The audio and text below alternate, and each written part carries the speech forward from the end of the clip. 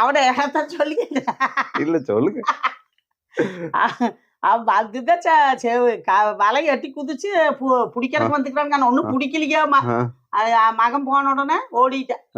சரி எப்படியிடம் வந்தேன்னு கேட்டு 2 அடி கொடுத்தானுங்களாமா. பண்ணை வளைச்சு போய்க்கிறேன்.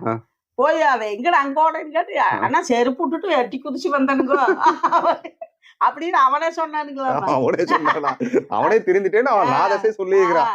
அப்புறம் போய் செப்பல் தொட்டுட்டு அப்படியே வந்து வடக்கு போயிட்டானுங்களாமா. அப்புறம் மறைச்சது பக்கத்து சாலக்காரன் கூப்பிட்டேன். போயிட்டு போல வாய்யா சிக்காரம்பாளையம் தான் நமக்கு தெரியும் அப்படின்னு. அது போயிட்டு என்ன பண்றதுங்க எப்பது. ஆனா இவன் என்னன்ட்டா புறா பறந்து போயிடுதம்மான்னு சொல்லுவா. ஏதாச்சும் வேற புறா வந்து வெளிக்கூட்டம் காட்டி ஓடிடுது. இவன் அடிச்சு போயிட்டு இருந்துக்கிறானுங்க. அது எங்க பறந்து போகுது. நான் 100 புறாவாட்டம் புடிச்சிட்டானுங்க. 4 நாள் அவங்க பறந்தது செயற்கையா சேர்ந்து ஓடிடுது. நான் பேசுவேன். தீன் போட்டு இடத்துக்கூட வளர்த்துற வேலை இல்லாம புறா வித்துனாலும் இருக்காம நான் பேசுவேனுங்க. புறாவா ஆகாதுன்னு. இவன் சொன்னா கேட்க மாட்டான். அது அழகுக்கு இருக்கட்டு அப்படின்னு வச்சிருப்பான்னு மகன்.